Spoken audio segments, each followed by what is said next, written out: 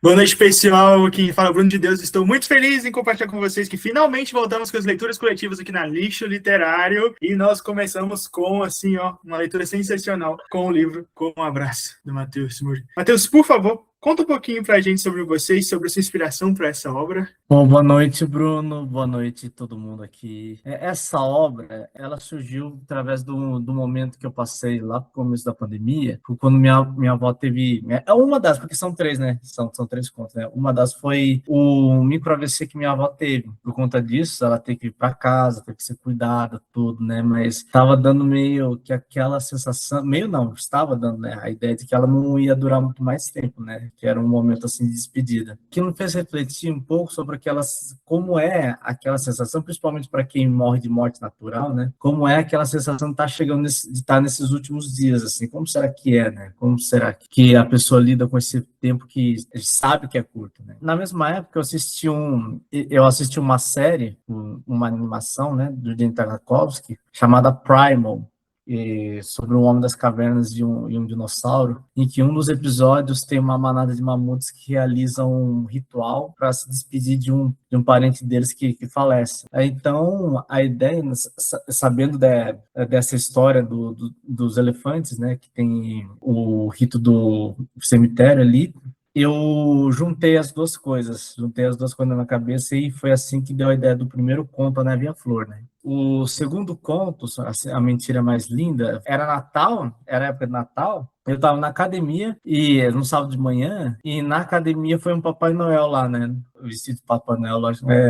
Mas foi um Papai Noel. Eu estava fazendo exercício ali, de repente escutei o sino, né? Escutei ho, ho, ho, fui ver. Era o Papai Noel. Naquele horário de manhã tem aula de natação para as crianças, né? Então ele foi lá e fez um showzinho. E aquilo lá me fez lembrar, né? Porque estava igualzinho as histórias, né?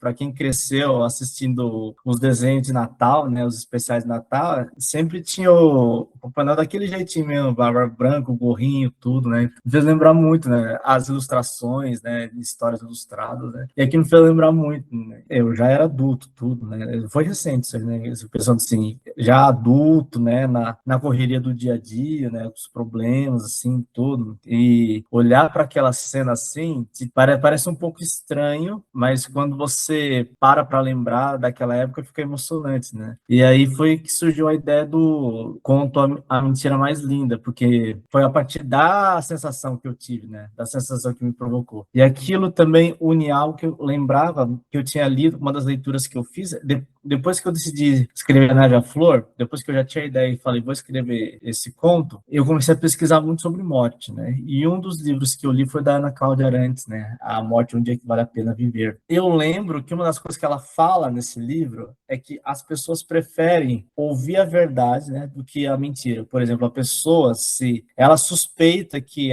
o diagnóstico dela é terminal já, né, e que tem um tempo determinado, né, você lembra que tem uma parte que ela até fala, né, que mesmo que a pessoa suspeite que ela tem um tempo determinado, né, para viver, ela prefere ouvir isso do que o médico, o enfermeiro, né, ou até um parente ali tentar acalmar, falar, não, não, tá dizendo que tá tudo bem, não. As pessoas preferem essa verdade que é horrível do que se iludir, né, do que se anestesiar com uma mentira, né. E isso me lembrou a atitude que eu tive quando eu era criança, né, de perguntar para minha mãe, Papai Noel existe ou não, né? Eu lembro quando eu passei por esse rito de passagem, né, de perguntar, existe ou não, porque eu queria saber mesmo, né, não queria uma mentira, né, mas eu fiz meio que uma conexão, né, um paralelo entre essas duas situações que a gente quer saber a verdade, mas depois de saber a verdade, você tem que lidar com ela também, né, não é uma coisa que vem e você fica aliviado, necessariamente aliviado, né, a verdade tem um ônus, por assim dizer, né,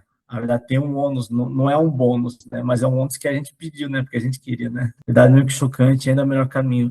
É interessante você pensar nisso, né, Kalina? Né? A verdade é o melhor caminho, né? O que a gente quer, né? Mas mesmo a gente querendo e desconfiando já que vai ser ruim, a gente quer. E tem aquela coisa, depois que a gente recebe a verdade, ela parece que é um baque mesmo, né? É um soco na gente. E você recebe a verdade, você tem que saber como lidar com ela depois também, né? Não é exatamente um presente, né? Assim, é muito, muito ruim viver na esperança e no enganado, né? Eu me coloco até pensando assim, né? Isso aí é geral, essa colocação sua, Carolina, é geral, né? Mas pensando especificamente no exemplo da Ana Cláudia, o contexto da Ana Cláudia, né? Que era um contexto de pacientes terminais, assim. Eu fico pensando, se eu tivesse sendo iludido, né? Vamos supor que eu tivesse comprado a mentira e tivesse me iludido, uma hora eu ia acabar descobrindo também, né? Me colocando no lugar de quem tem que dar essa notícia também, né? Você também pensa, tá, por hora a pessoa tá vivendo ali sem essa consciência da morte, mas e uma hora ela vai descobrir, né? Uma hora eu vou ter que contar, né? Então, vivendo a esperança sendo enganado, sim, é falsa alegria, né? Aquela falsa alegria, né? Falsa ilusão. E o terceiro conto foi Onde a Inocência Nunca Morre. Para ser honesto, eu não sei dizer quando exatamente surgiu. Eu tive essa ideia antes mesmo da Neve à Flor. Foi muito tempo. No fundo, eu acho que, porque no fundo a gente sabe, quando a pessoa está naquela situação de querer saber a verdade, porque no fundo ela já sabe, né? A criança pergunta para o Papai Noel porque ela já está desconfiando, a pessoa com o diagnóstico terminal também, provavelmente ela já sabe, né? No fundo você sabe, né? E é por isso que também você não quer comprar uma mentira, né? Sem inquirir ainda mais quem está dando notícia, se você já está desconfiado ali, né?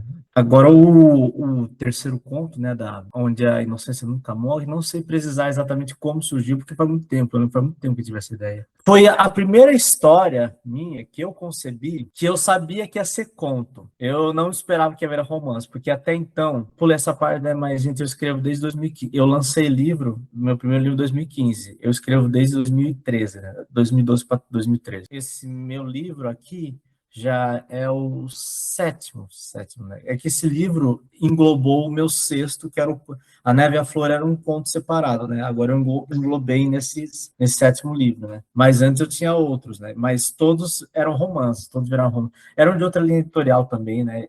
Essa fase literária que eu estou agora, ela é mais reflexiva, mais interna, por assim dizer, né? As anteriores eram mais externas, né? Uma pegada mais policial, mais sombria, mais forte, por assim dizer, né? Mais agressiva. Essa última mudou totalmente minha linha editorial, né? E falando sobre o terceiro conto novamente, foi o primeiro que eu decidi. Esse aqui fica bom como romance curto. Você é uma historinha curta, né? Porque eu sempre gostava de conceber uma história que seria o romance. Então eu tinha uma ideia, eu tinha uma big idea ali, um plot inicial, e eu ia desenvolvendo ao longo, né? Eu ia expandindo. Aquele ali, eu falei, não, eu pensei essa cena vai ficar desse jeitinho mesmo, que é o encontro com a morte, pura e simplesmente, né? Sobre os contos, sobre mim, basicamente era isso que eu tinha para dizer, né? Se vocês tiverem mais perguntas que vocês gostariam de saber, abrir para vocês. Nossa, gente, então vamos lá começar com as perguntinhas. E eu quero saber de vocês. Também quero saber do Matheus para ver, né? Porque muito se fala que, não, a gente trata nossas histórias como se fossem filhos, não tem um preferido, mas eu tenho a minha preferida. Então eu gostaria de saber de vocês também. Gente, dos três contos, qual foi o que mais te marcou? E, Matheus, qual foi o que você mais curtiu escrever ali na sua experiência? Eu gostei dos três, mas eu acho que o que mais me pegou foi o primeiro, por causa dos inúmeros debates que tem ali. Eu acho que foi o que mais, de fato, ele se aprofundou, e é interessante ver como a gente tem lá os corvos que são meio ateus, né, acabou, a gente tem a coruja, que já tem outra linha de pensamento, as corujas, a gente tem lá os mamutes, que eu achei muito simbólico, aquela coisa de fazer a caminhada, né, até a caverna e tal. Então, ele me pegou porque, assim, além de tudo, você ainda fez o ciclo, né, porque começa com os potros e termina com os potros, né, com a história se fechando, que nada mais é do que o ciclo da vida, né, que a gente vai e todo mundo vai fazer a mesma passagem, não tem jeito, né, todo mundo vai nascer, crescer, e mais cedo ou mais tarde vai acabar morrendo. É um assunto que é muito tabu, né, normalmente se fala muito sobre a morte de uma forma bem negativa. Achei interessante porque você trouxe o ponto da dor, mas você também trouxe os pontos positivos, assim, não positivos, né, mas assim, a coisa de que, gente, é isso, tem que aceitar e a gente pode ressignificar, né, isso em vez de ficar sofrendo. Achei muito interessante. Então, foi o que eu mais me senti, mais me pegou. O do Papai Noel não me pegou tanto, porque meus pais nunca foram muito fantasiosos, sabe? Então, desde muito nova, eu já sabia que era eles que me davam presente, não tinha essa coisa tanto do Papai Noel, saca? Então, acho que não conversou tanto comigo. O terceiro também é muito lindo, né? Acho também legal essa coisa de cada um ter a sua morte, né? Cara, foi muito tocante. Tem várias frases bacanas no livro, aliás, eu até deixei algumas destacadas lá, que eu achei muito, muito bonitas, muito reflexivas, para a gente pensar mesmo sobre esse tema de uma forma, talvez, tentar pensar de uma forma mais leve. É claro que quando a gente fala dos nossos entes, né, queridos, das pessoas que a gente tem por perto, que a gente não gostaria de perder, né, dói mais, mas, assim, ainda assim, faz parte, né, do ciclo, e aí eu fico pensando, tipo, eu me apeguei muito na história da Erin, porque quando a avó dela tem que partir, né, eu fiquei pensando muito na minha, e, cara, é muito louco, porque a minha avó, quando ela estava para falecer, ela chegou um dia e falou para minha mãe, eu não vou mais te dar trabalho, e ela não deu mais mesmo, porque ela morreu naquela noite. Então, assim, acho que tem hora que você percebe que já tá dando seu tempo, sabe? E eu achei muito bonito esse símbolo, como ficou, essa forma como foi tratado. Tanto que eu consegui ler sem me sentir desconfortável nem nada. Eu falei, nossa, que bonito pensar dessa forma, né? Mas, enfim, deixa eu parar que o Bruno me conhece, você sabe que eu falo mais que a boca. Assim que é bom, aqueles. Eulália falou que concorda com essas palavras de esse conto eu gostei bastante, me lembrou um pouco o Rei Leão, posso ver aqui? Peraí.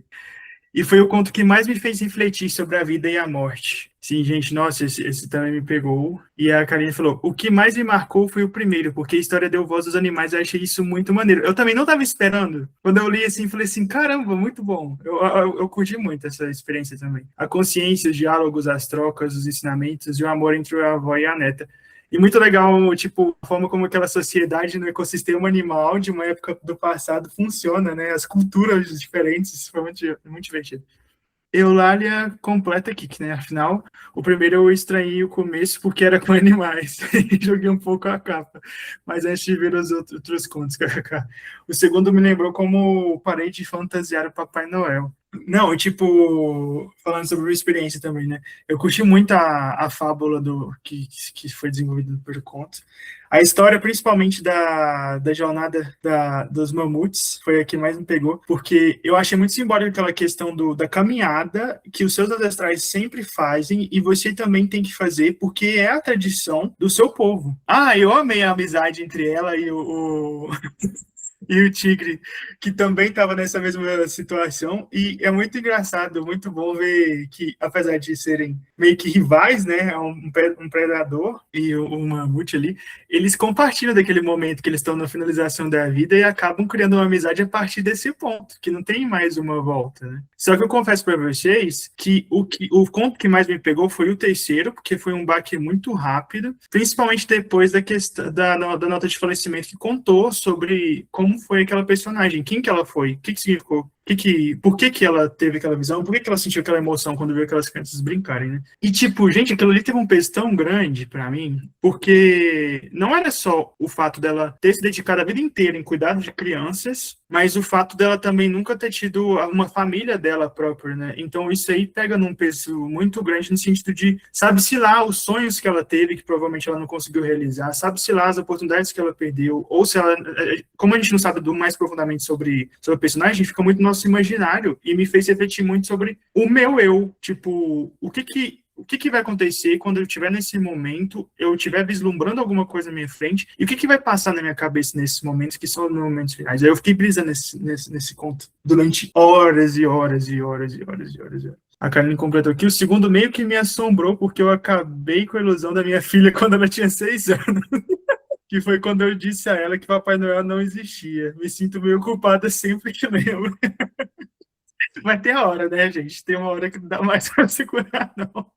A Ana falou que o conto que mais me tocou foi o terceiro. Eu também foi o que mais me tocou. Justamente pelo fato de ter achado ele o mais simples e o mais forte. Real, né?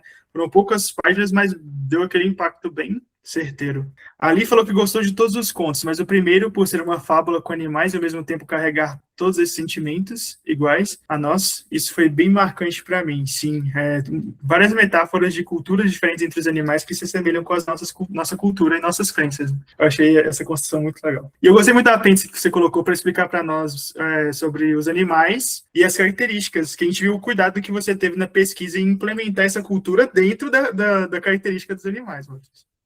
Nossa, eu ia falar isso. Tipo, eu tive algumas perguntas durante o texto, e aí ele me respondeu tudo lá naquela parte final. Eu tinha até falado, nossa, que legal, não sei o quê, parece a Era do Gelo, aí tava lá a informação da Era do Gelo, aquele não sei o quê. Aí eu fiquei pensando, como é que era mesmo aquele animal? Porque às vezes a gente passa, mas faz tempo, né, que a gente já estuda essas coisas. Aí ele lá no fundo ele colocou, e falei, isso que legal, parece que ele tava lendo minha mente, respondeu todas as minhas perguntas. Também fui fã da Era do Gelo, né? O desenho, tudo, né? Então, eu pensei, era inevitável, né? Que ia ter esse tipo de... Ia remeter, né? Ia remeter a Era do Gelo, né? Também, ao Rei Leão, quando eu concebi pela primeira vez a história, né? Eu vi os mamutes ali no desenho Primal, mas essa situação, né, que o Bruno colocou, do mamute com um predador que ia ter essas visões conflitantes sobre morte, né, e não só com visões sobre morte, mas também momentos finais da morte, que era o que eu quis trazer, né, eu concebi pela primeira vez no contexto da savana africana. Então, primeiro, na verdade, eu pensei que se passa na savana africana, ser uma elefanta e um leão, né? Porque no contexto dos leões, como acontece com os dentes de cimitarra na história, com predadores em geral, né? O líder do clã é desafiado, né? É sempre desafiado, né? Por machos invasores, tudo. E enquanto ele vence, né? Ele mantém a posição dele, mas inevitavelmente ele vai ficando velho, né? Ele vai tendo menos força, tudo. E aí ele não consegue mais manter essa posição, ele é destronado realmente pela velhice. Lembra muito aquela coisa do filme do Rock Balboa, né? Em que ele vai ficando velho e ele vai percebendo que é hora de parar. E no filme do filho do Creed, né? Em que quando ele encontra com o Rock, ele pergunta do pai dele, que era um grande boxeador, e pergunta o que aconteceu, né? Por que ele perdeu? E o Rock responde, o tempo venceu ele. Isso lembra muito... Eu sou um fã de luta também, tá, gente? Eu treino artes marciais, eu dou aula também. Dei bastante aula e dou um pouco ainda. E também vi a luta do Mike Tyson, o retorno do Mike Tyson, né? Com 58 anos, para lutar com um cara de 27, né? E que não foi fácil. Ele perdeu. Tem gente que fala que a luta é armada. Isso aí é aberta a discussão, não vou entrar aqui, mas a questão o homem tinha 58 anos já, e o adversário tinha 27, por uma luta esportiva, né? Então essa é a questão que traz o do predador, né? Luta, mantém a posição dele, e enquanto ele está nessa posição, ele vive a vida ao máximo, por assim dizer. Mas aí chega um momento que ele não consegue mais manter, e ele é descartado como se não fosse nada, né? E os últimos dias dele, né? Porque no caso do predador, se ele é expulso do bando, realmente ele é expulso para morrer, né? Ele tá nos últimos dias, ele não consegue caçar sozinho. E ainda mais estando velho, né? Estando idoso já, né? Então ele realmente passa os últimos dias para morrer, né? E eu penso, como uma consciência humana, como você não experimentar uma amargura nesses últimos dias, né? Seria um momento de amargura que é diferente do tratamento que os mamutes têm, né? Os elefantes têm, porque a matriarca, ela se vai do bando sendo amada ainda, né? Ela fala, chegou minha hora, obrigado por tudo, eu sigo o meu caminho, você segue o seu, né? Só que ela ainda ela parte assim, ela não parte com vergonha nem nada, é o que nem a Gisele falou, né, é um processo natural da vida, né, falando, não é que tem um lado bom, mas também não é que tem um lado ruim. Isso me lembra uma frase que eu vi num vídeo do YouTube uma vez, né, sobre essa questão da crueza do mundo natural, né, a crueldade na natureza, por assim dizer, né, que o narrador fala assim, eu não estou dizendo que o sofrimento é inerentemente bom, mas também não estou dizendo que é inerente mal. É uma forma de ver, assim, a dualidade da vida, né? Que na verdade a história, pelo menos da Neve à Flor, é tudo sobre isso, sobre dualidade, né? Então eu tinha concebido para a savana africana, no contexto da savana africana, leão e elefante, mas eu comecei a pensar mais. É que eu sempre gostei mais de animais pré-históricos, não tem jeito, eu já gostava mais da pré-história. Dinossauros, fui fã da Era do Gelo, tudo, né? Aí eu pensei, por que eu não adapto para o contexto glacial, da era glacial, né? Pego um mamute, né? E um dos predadores, eu tinha várias, né? Várias escolhas possíveis, mas eu escolhi os dentes de cimitarra que eram mais icônicos, né? Na verdade, os dentes de sabre são mais icônicos, mas os dentes de cimitarra estão logo ali, né? Então, e aí, todo mundo, a maioria do pessoal gostou mais desse aí, por conta de toda a viagem que teve. E respondendo a pergunta do Bruno, eu também gostei mais desse aí, porque não foi só um trabalho de reflexões, foi um trabalho de world building, né? Com toda uma construção de mundo. Foi um trabalho que nem o que o Tolkien fez, o C.S. Lewis fez, autores de fantasia que criam um mundo ali, fazem, né? A inspiração me fez escolher essa forma de contar a história, porque eu tinha vislumbrado, eu sabia que seria com animais, mas eu tinha vislumbrado várias formas de contar a história. Eu poderia, por exemplo, criar algo naturalista, né? O que seria isso? Os animais como animais mesmo, sem serem humanizados, sem roupagem, sem pensamento humano, nada. Poderiam ser animais mesmo, e tudo descrito do ponto de vista, né? Principalmente do ponto de vista dos animais. Eu já li mangás, por exemplo, né? Por exemplo, aquele Gon, do Masashi Tanaka, em que os animais são animais o tempo todo, não falam nada assim, né? Eles agem como animais, e a história toda desenvolvida em cima disso aí. Era uma opção que eu tinha. Mas o que me fez perceber que eu queria criar um mundo de animais com emoções humanas foi quando eu assisti aquele Watership Down, tá até no Netflix, né? Foi traduzido como Em Busca do Watership Down, que é sobre coelhos, né? Sobre uma comunidade de coelhos. É inspirado na obra do gente, esqueci o nome, que vergonha, esqueci o nome do autor britânico, acho que é Richard Adams, eu acho. Richard Adams. Se alguém souber, por favor, me corrija depois, tá? Que foi o autor do Watership Down.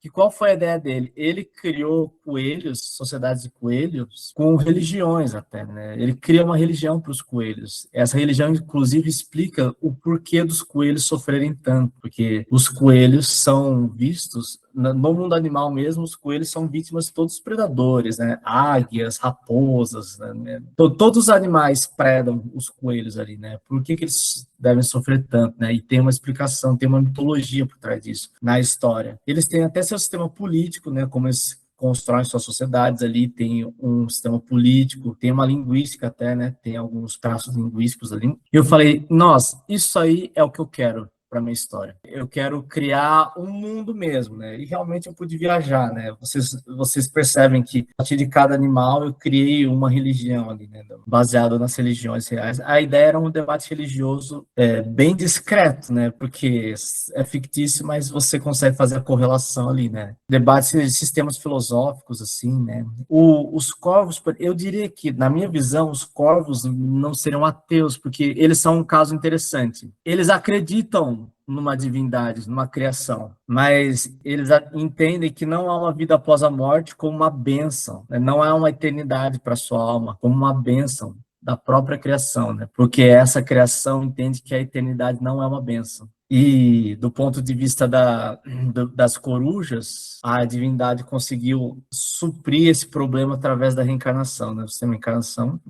E por aí vai, né? Os predadores fiz muito baseado na sociedade nórdica, então vocês podem reparar que o nome deles são todos nórdicos, né? Porque eu achei que combinava mais, né, a questão da morte heróica, né? Numa sociedade de predadores, imagino que é assim que eles estão sempre colocando a vida em risco. Os predadores têm mais chances de morrer do que as presas, né? Porque as presas, para conseguir seu alimento, elas podem vir pastando ali, tranquilo, elas não põem em risco a vida delas, né? Os predadores, toda vez que vão caçar, estão sujeitos ao risco. E quem vive pela espada morrerá, né? Esse tipo de coisa. Então, imaginei os predadores uma sociedade uma filosofia, uma visão de mundo bélica, né?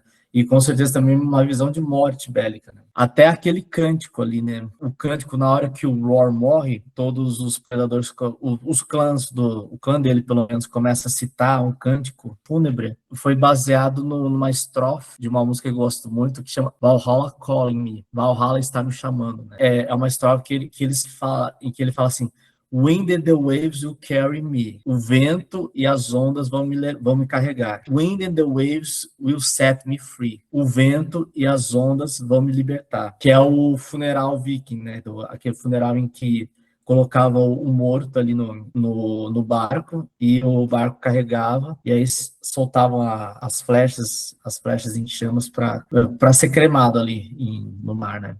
Então foi uma das inspirações que eu tive, né? Só a questão do vento que foi totalmente original, né? De se tornar algo com vento, né? Respondendo a pergunta, a primeira é minha favorita, né? Por conta de toda essa construção de mundo, né? Eu ia apontar, né, gente? Eu diria que se tem alguém ateu na história, né, da Neve e a Flor, seria a Hilda, a coruja, né? Porque eu quis criar uma personagem e ela não é ateia por conta dos costumes do povo, nada disso, ela é ateia por conta dela própria, né? Porque é a crença pessoal dela, né? E eu quis criar uma personagem que incorporasse esse caráter assim mais filosófico, né? Mais do ponto filosófico, não do religioso ou do místico, né? Do ponto de vista questionador. Eu queria criar uma pensadora no meio daquele contexto, né? O povo dela tem as crenças, ela própria não tem, né? E tá tudo bem. Ela me faz lembrar o Carl Sagan, sabe? O Carl Sagan que escreveu Contato e tudo, né? Que foi um físico, astrofísico americano, né? Que quando ele estava perto da morte, se eu não estou enganado, ele falava assim: eu não quero acreditar, eu quero saber, né? Então, é uma coisa da natureza dele, né? Não era da natureza dele assimilar a fé, né? Ele queria saber até o último momento, né? E tá tudo bem, é um traço de personalidade de algumas pessoas, assim, tá tudo bem. Para algumas pessoas não vai fazer sentido nunca. Então, quando eu coloquei ali no livro, até eu queria deixar todas as formas, né, de ver o além-vida ou não além-vida, né? E como a matriarca fala para a neta dela no finalzinho, a morte já é certeza o suficiente. Como é que você vai ter certeza depois, do que vem depois da morte, né? A morte já é certeza o suficiente. Você vem para o mundo sem saber o que vai acontecer, então por que você haveria de deixar o mundo sabendo o que ia acontecer depois, né? Olha, eu vou aproveitar que você já falou sobre a minha personagem favorita, que é a Hilda, é o Coruja. Ela é icônica demais, eu amei. Eu até gosto dessa personalidade dela, que eu compartilho disso. Eu tenho, sim, minhas próprias crenças, mas eu ainda me coloco disposto a aprender sobre outras crenças para talvez modificá-las. Por que não? Vai que, sabe? Tipo, uma eterna conversa, uma eterna sabedoria de outras pessoas que pode se construir ali algo novo. Não se há certezas, igual falou no próprio conto, não há certeza sobre o que acontece depois da morte. Então, estejamos abertos, tal qual a coruja. Mas eu quero saber de vocês, todos os contos, pessoal, o primeiro, o segundo, o terceiro conto, qual foi o personagem que vocês mais gostaram? Eu já respondi, foi o da coruja. Eu quero saber de vocês. Vovó Mamute era fofa, inteligente, sábia e numa paz, calma que eu queria ter. Talvez tenha ficado um pouco de inveja dessa calma. E a Kaline gostou da vovó e depois da Erin, né? Mas eu imaginei que todo mundo ia adorar Esther. Falar a verdade, gente, inclusive eu passei a história toda pensando se eu daria um nome para ela ou se ela ficaria apenas como matriarca. Todo mundo conhece como matriarca, né? Mas eu também pensei para mim, não, ela não é só matriarca, ela é alguém, né? Ela tem uma identidade própria, né? Aquela coisa. Ela é a sábia, tudo é quase mistificado. Não, mas ela também é alguém, né, gente? Entra um pouco naquela questão da independência, da autonomia, né? Da figura familiar, né? A fulana ali é a avó, ela se define como avó, sim, mas ela não é só avó. Qual que é teu nome? Qual que é tua história, né? Com certeza, né? E você era alguém de ser avó. Apesar de toda a calma que ela tem, eu sabia que ela ia ter que enfrentar um momento de não calma, né? No momento que ela tá quase ali, né? No momento que não tem mais volta mesmo, na entrada ali do cemitério, em que ela enfrenta a dúvida que nem todo mundo. Você acredita ou não acredita também, né? É que põe em prática tudo que você falou até agora, né? E que imagino que seja difícil para qualquer pessoa mesmo, né? Aquilo, como coloquei no livro, aquilo parece mesmo o final de tudo, frio, solitário, né? A história toda gira em torno disso, né, Kaline? A história realmente, o fio condutor da história é esse laço que de tão forte fez com que a Eren quebrasse todas as tradições, fosse atrás dela, sendo que não era para fazer isso, né? Fosse atrás da avó, sendo que não era para fazer isso, né? E no meio disso que ela conhece todo mundo, né? Se você for ver aquela história, a história toda dura apenas um dia, mas é um dia muito intenso. Um curto espaço de tempo que muda tudo, né? Que a Eren realmente volta diferente. A Ana, ela mandou aqui no grupo que a mulher do último conto foi a favorita dela. Ela falou que não soube explicar, mas de certa forma se identificou com aquela senhora. Não, eu acredito sim que muita gente acaba se identificando com a Lourdinha, porque eu gostei muito que você falou, Bruno, de que na verdade tá aberto sobre quem que é a Lourdinha, sim, a vida da Lourdinha, né? Sobre o que ela passou, o que ela fez, o que ela deixou de fazer, o que ela gostaria de ter feito. Fica muito aberto, né? E propositalmente aberto, né? Eu ia falar que essa é a beleza desse conto, porque no fim a gente vira só uma nota de rodapé, né? A maior parte das pessoas vai ser só isso, vai ser só uma notinha sobre como morreu, o que trabalhou e é sobre.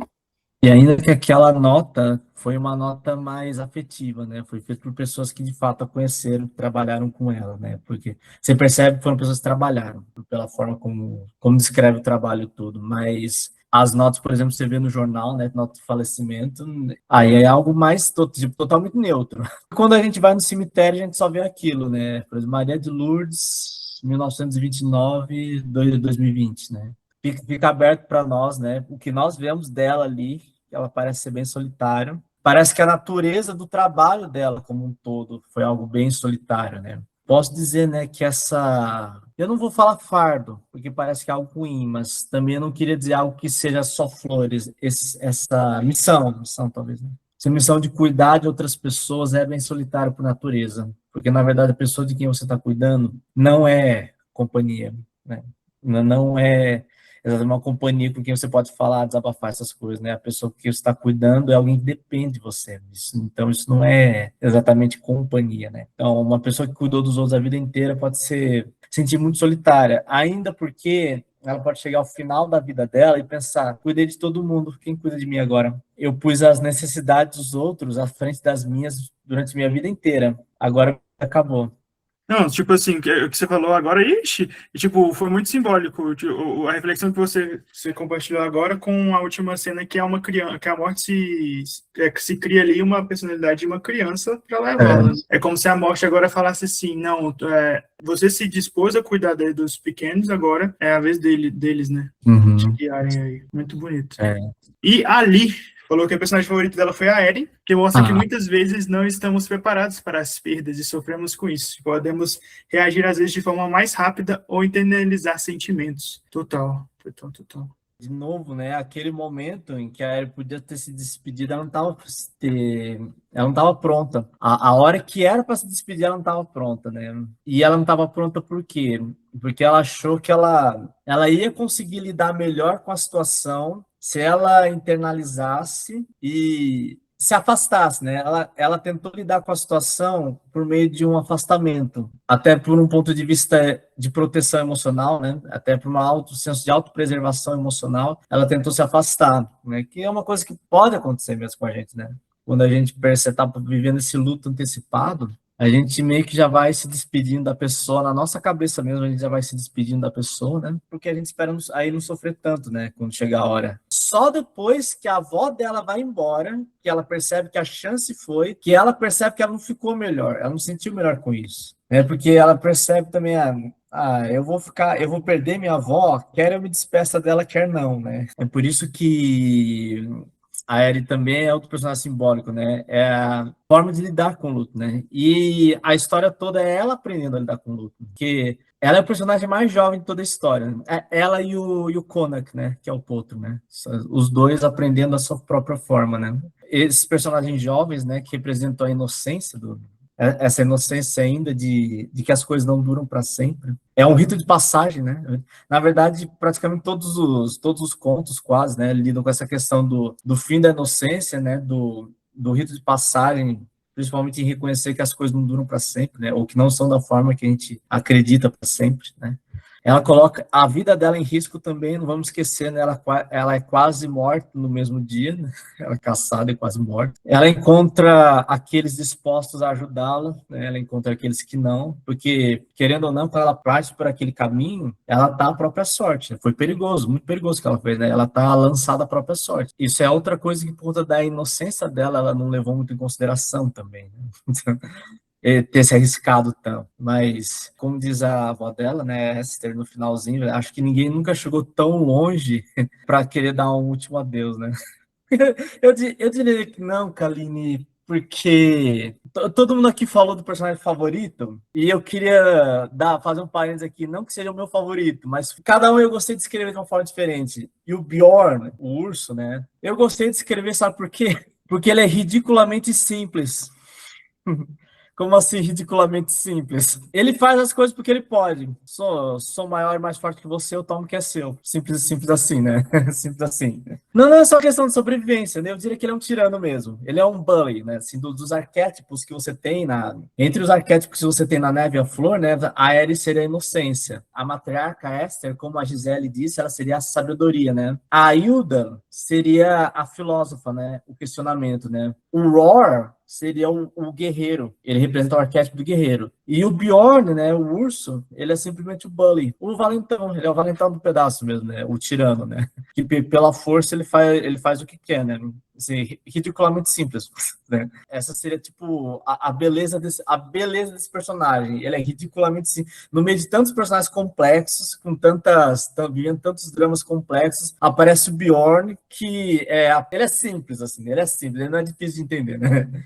E por conta disso ele também é o antagonista, né? Ele é o antagonista da história, né? E eu diria assim que o fim dele acaba sendo adequado, né? Ele colhe o que ele planta, por assim dizer, ele colheu o que plantou, né? Com certeza, com certeza, com certeza. Gente, então vamos lá. Para fechar aqui a nossa conversa, eu queria que cada um de vocês falasse, para resumir essa experiência de leitura em uma palavra. Eu vou deixar para vocês começarem. Reflexão. Reflexão, meu lado, é boa. Realidade, nossa, pesou realmente. Acho que eu vou para emoções, que aflorou um pouco emocional, a sensação de finitude. Ana falou acolhimento, e Ana, concordo com você. A minha palavra também seria acolhimento. Apesar das temáticas que são sensíveis, eu meio que olha só como esse título foi perspicaz, que eu me senti abraçado mesmo, foi como um abraço mesmo. Ali também falou reflexão. Então, pegando o gancho no que você falou sobre o próprio título, na verdade, eu tive a ideia para esse título, porque quando ainda era só a Neve e a Flor, e eu mandei para uma amiga minha, né? Vou dizer só que ela estava precisando, eu senti que ela estava precisando, né? Não vou entrar em méritos pessoais do que aconteceu nada, mas eu achei que ela estava precisando e ler, né? Faria diferença na vida dela. E ela falou, quando eu li esse livro, eu me senti abraçada. Aí que eu tive a ideia, quando eu fosse fazer uma seleção de contos maior, né? Uma coletânea maior, esse vai ser o nome, como um abraço, porque é o que faz mesmo, né? Mas a palavra que, né? Escrevendo, que palavra que eu resumir a experiência de escrita, né, de escrever essa história, seria não conformismo, mas dualidade. Eu gostei quando a Gisele falou finitude, eu acho que colocaria finitude também, porque tudo se trata de finitude, né? O que engloba tudo, né, é a realidade que todos vamos morrer, pessoas, mas é verdade, realidade, você pensar no contexto da morte, né, é realidade, né? Porque a palavra que alguém facilmente resumiria essa coletânea de contos em morte, né? Todos perpassam a questão da morte, né? Eu pensei dualidade porque a dualidade, como a Karine falou, dualidade é a realidade, né? A realidade é essa dualidade, porque todos se tratam desses momentos bons e ruins, né? Da vida, né? Principalmente quando você está passando por momentos difíceis, né? Você lembra que também tem momentos bons e que depois desses momentos difíceis também vai vir momentos bons, né? Então essa ideia, inclusive até a ideia da própria leitura em si, né? É que essa leitura não é um remédio, né? Não existe remédio milagroso. Quando você lê, pelo menos se faz lembrar que depois, se você está passando por aquele momento ruim, depois um dia ele passa, em algum momento ele passa, né? E essa era a maior ideia, né? Por isso, dualidade, a alternância, né? Momentos bons e ruins, né? Os momentos bons também passam, lógico, mas depois eles ficam com memória, inclusive, até quando está nos momentos ruins, né? E nos momentos ruins, a esperança de que venha um momento bom depois, né? E assim alterna-se eternamente, né? Até o fim dos dias, dos seus dias, né? E também das pessoas que vão vir depois de você, não esqueça, né? As gerações que virão depois de você também vão passar por isso, né?